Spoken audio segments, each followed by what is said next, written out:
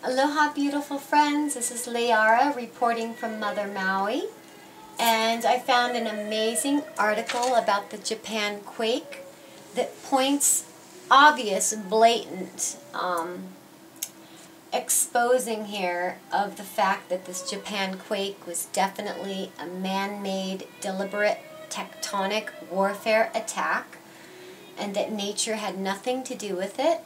And let me tell you, this is gripping. You need to hang in here. The name of this article is called "Scientists Admit Japan Earthquake and Nuclear Accidents Are Tectonic Nuclear Warfare." I'm wearing these shades, by the way, to help me, the glare on this monitor. Anyway, here we go. Independent scientists Loren Murray, whose 2004 landmark article in the Japan Times unmasked lies and distortions by government and company officials that led to the construction of nuclear power plants in seismically dangerous areas. She has declared in an exclusive 65-minute interview with Alfred Lambremont Webre that the Japan earthquake and accidents at the Fukushima's 6 nuclear power plant units starting March 11, 2011 are in fact deliberate acts of tectonic nuclear warfare carried out against the population ecology of Japan and the nations of the Northern Hemisphere, including the United States, Canada, and Mexico. In her May 23, 2004 Japan Times article, the name of the article was "Japan's Deadly Game of Nuclear Roulette," Miss Loren predicted, "It is not a question of whether or not a nuclear disaster will occur in Japan. It is a question of when it will occur. Like the former Soviet Union after Chernobyl, Japan will become a country suffering from radiation sickness destroying future generations, and widespread contamination of agricultural areas will ensure a public health disaster. Its economy may never recover." Now, in an exclusive interview released March 20th, 2011, independent scientist has set out the multiple reasons why the Japan earthquake was most plausibly conditioned and triggered by a HAARP aerosol chemtrails plasma weapon to cause Chernobyl-like nuclear radiation megaleaks that, according to a report by the Swedish government, will distribute over the entire northern hemisphere of the planet. Among the various aspects of the Japan earthquake discussed by Ms. Murray that fit the profile of a HAARP-triggered earthquake systems are the earthquake intensity and characteristics, the deliberate confusion by the United States around the scale of the earthquake, the foreshadowing sale of Japan Westinghouse, controlled by Rockefeller interests in 2006, to Hitachi and other interests, the use of the Stuxnet virus in the Fukushima plant to cause the malfunction of the cooling pumps and valves, thereby creating the dangerous radiation releases, the creation of HAARP-related vortex clouds over the San Francisco, California Bay Area on March 18, 2011, to trigger a heavy rainout of the radiation from the first Fukushima plant explosion onto the population, food, and ecology of the Bay Area. The Stuxnet virus caused the Fukushima post-earthquake disaster. Let me fill you in about that. The world's first cyber superweapon is called the Stuxnet virus. It has been described as the most sophisticated worm ever created and has already infected 50,000 networks worldwide. Ms. Murray indicates that a new cyber virus was found in Japan. The Stuxnet virus is designed to attack offline servers via USB memory sticks. The Stuxnet virus was designed to cause malfunction in the Siemens controllers that are used in some nuke plants. Fukushima had the same Siemens controllers that Stuxnet was designed for. The Stuxnet virus was also used for Israeli intelligence Mossad to destroy the Bashar nuclear-related centrifuges in Iran. Ms. Murray stated, "The trouble after the earthquake was that the pumps and valves and controllers malfunctioned, so the workers could not get the pumps working. This just adds to the HAARP earthquake and much more evidence that it was a false flag HAARP event." During the interview, radiation expert Lorraine Murray, who was an expert witness with the Tokyo International Tribunal for war crimes in Afghanistan, reveals the calculations of a former Manhattan scientist that the Japan earthquake, a HAARP weapon of mass destruction, released approximately the energy equivalent to 1 million nuclear bombs. In the interview, radiation expert Lorraine Murray also reveals calculations she developed regarding the amount of radiation being released by spent fuel rods that were being stored in cooling pools above each of the 6 reactors at the Fukushima plant. Spent fuel rods from each unit of the Fukushima plant are releasing the equivalent of 92,000 nuclear bombs, Ms. Murray calculates. Each unit has 400 assemblies of spent fuel rods, with 60 spent fuel rod for each assembly. Each individual rod holds 72 pounds uranium, as opposed to a 20-pound uranium payload for a nuclear bomb. This radiation from 4 units times 92,000 nuclear bombs is now being released into the troposphere and traveling at below 300 feet altitude over Japan and the western United States.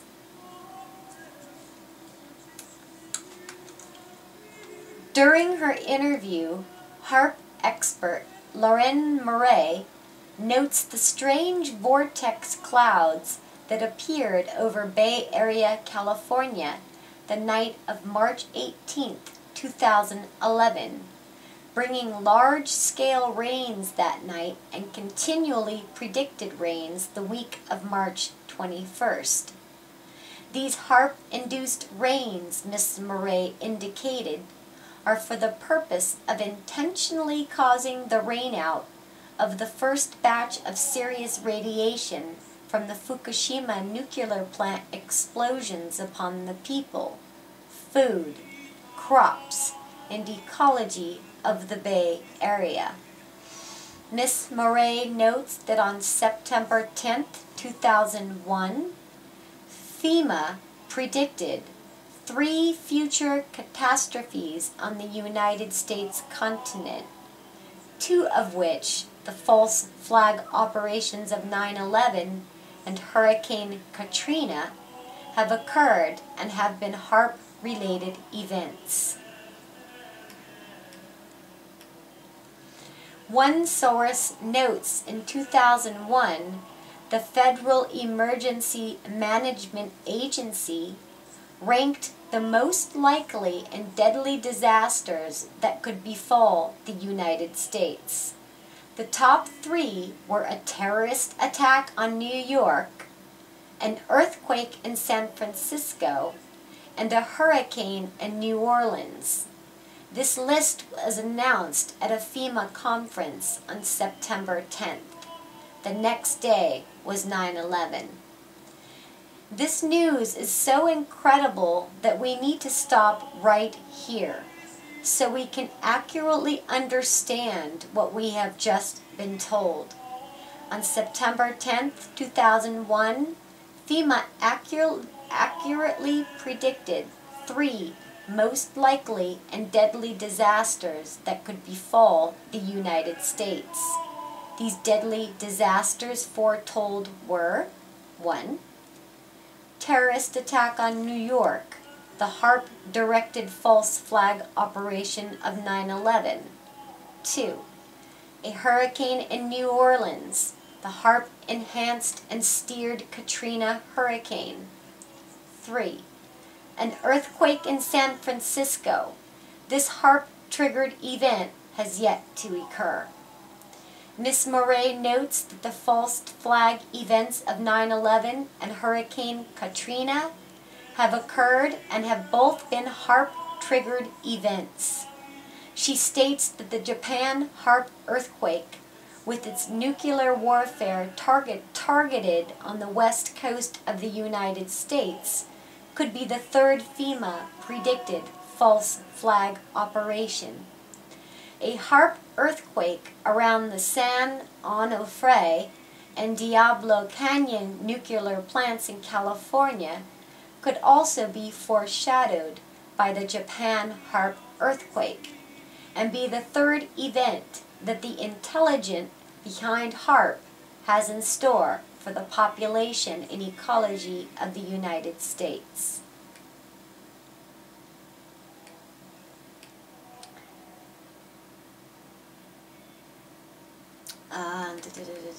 Let's see. Likewise, findings on the Japan HAARP earthquake nuke tectonic attack are congruent with the Clifford-Carnicorn findings on HAARP aerosol chemtrails tectonic weapons attacks.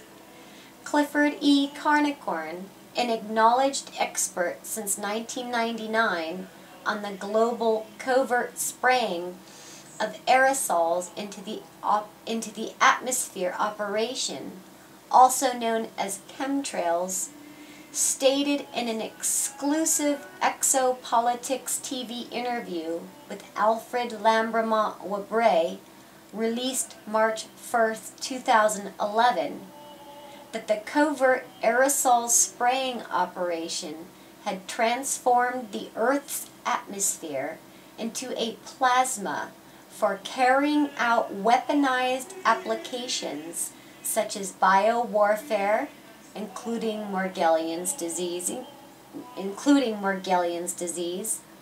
electromagnetic operations such as HAARP, weather warfare, tectonic earthquake weaponry, mind control, advanced surveillance technology, and detection of advanced propulsion technology, including UFOs.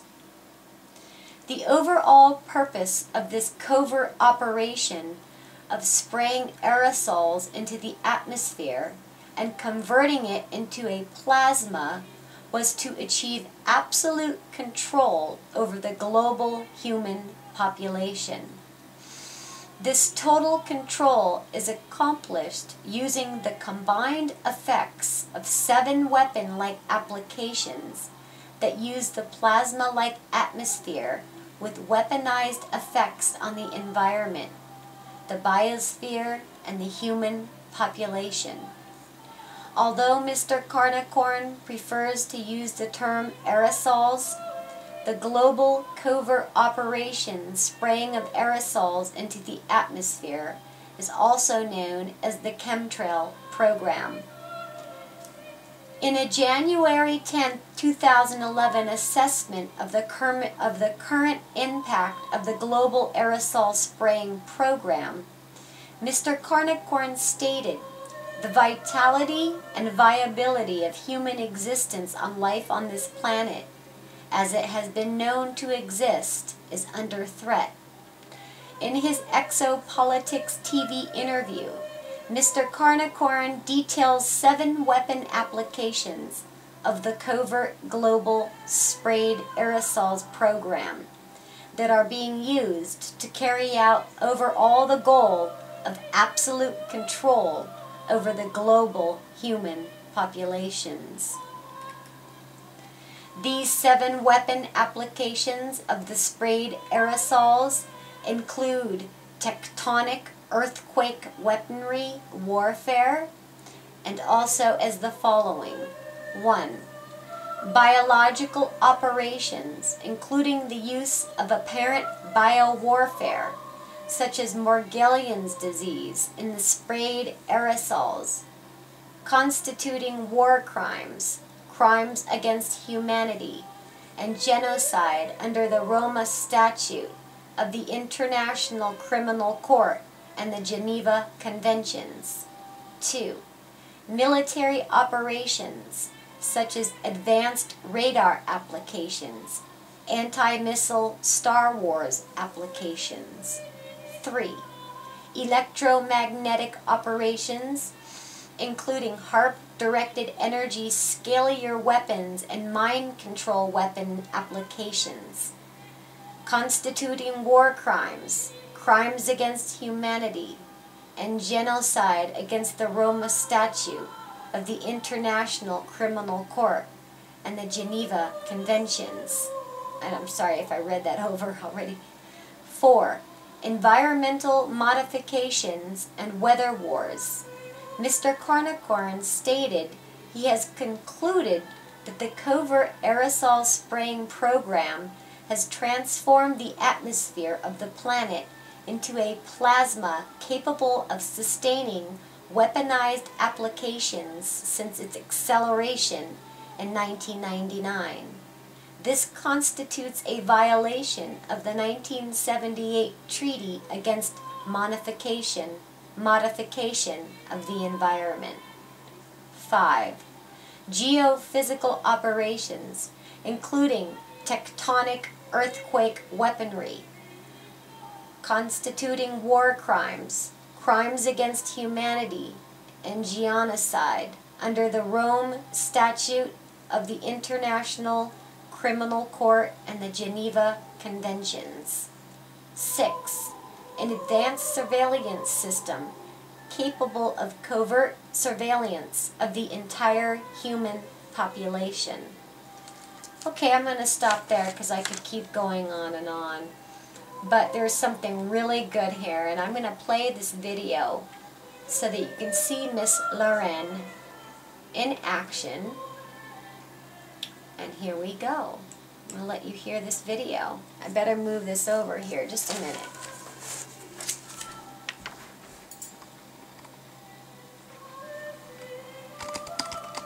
Okay, let's zoom in here.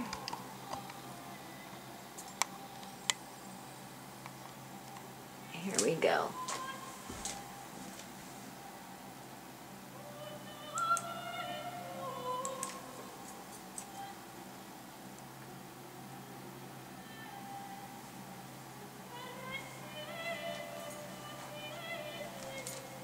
Hang in there, this is going to get good. Hi there, I'm Alfred Lambermont Weber, and we're with independent scientist Loren Murray.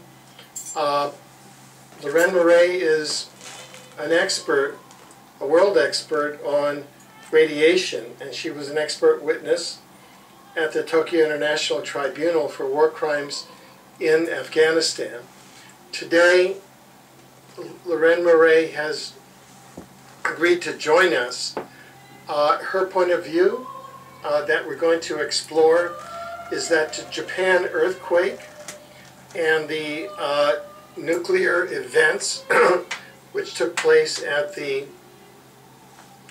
at the nuclear power plant are in fact intentional tectonic and nuclear warfare. Today I want to mention is Sunday, March 20th, 2011. The events in Japan earthquake took place on 3/11, March 11th. Welcome, Thank Lorraine. you. Yeah. Thank you.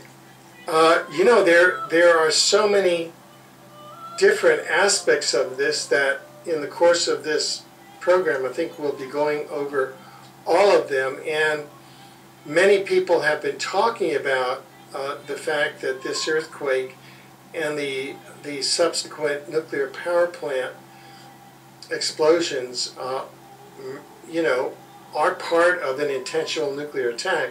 But you actually predicted this back in 2004 in a hallmark article in the Japan Times. Could you tell us about that? Yes, I've been on 20 speaking tours in Japan in the last 10 years, warning the Japanese public about the danger of nuclear power plants and their new nuclear reprocessing plant in the north called Rokasho. And it was a very, very wonderful experience. I got to see Japan and to meet Japanese that you would never meet on a tour or a vacation or a holiday. I mean, really working with them on important issues. And I was able to use my background in the geosciences, my extensive studies on the biological effects of radiation and on wildlife as well, including in the oceans. And I also met nuclear power plant engineers who were whistleblowers in Japan, and they gave me diagrams. They educated me about the hazards of nuclear power in Japan and the specific weaknesses that are inherent to the nuclear power reactor and generation of electricity. So I was very, very well informed and traveled widely in Japan and worked at all levels with the common people, with the Ainu, who are the indigenous people of Japan, with scientists, Japanese scientists. They're some of the best in the world, with members of the Japanese parliament. So I worked from the bottom to the top and back to the bottom, and it was a tremendous education for me, perhaps more than what I even gave them. But certainly it was a very positive exchange. And as a result, I met many reporters, and one of them asked me to write an article about nuclear power plants and the danger of earthquakes in Japan. So I wrote this article using even diagrams that the whistleblowers had given me inside nuclear power plants and the danger of Japan as an island arc system sitting on top of 4 tectonic plates, these huge ocean plates that were all shoving each other around underneath Japan. And so it would be sort of like you or I, Alfred, trying to climb on top of a gunny sack with 4 pigs inside, struggling with each other and trying to stay on the top of that gunny sack. Well, that's exactly what Japan is trying to do in this tremendously dynamic oceanic tectonic setting. It's extremely dangerous. There is an 8.5 earthquake every 5 years in Japan, or greater than 8.5, and yet all of their nuclear power plants are on the ocean in order to get cooling, tremendous amounts of cooling water for the plants, and they are sitting on subduction zones and tectonic plate margins, boundaries that are very, very dangerous. And also they have erupting volcanoes in Japan. So I put all of that in the article. It was a very interesting article to write, and lo and behold, on March 11th, 2011, just about 6 years later, my article became reality. Now, there are a number of possibilities there. One is that the earthquake, the 9.0 or 9.1 earthquake itself was one of the recurring earthquakes, not 8.5, but was a mega event, but in that recurring zone. The other possibility was what you and I have been exploring, and that is a series of, in fact, tectonic attacks, earthquake attacks, using the force of earthquakes as a military type attack. And we looked at a number of earthquakes: China in 2008, Haiti in 2010, Chile in 2010, perhaps others.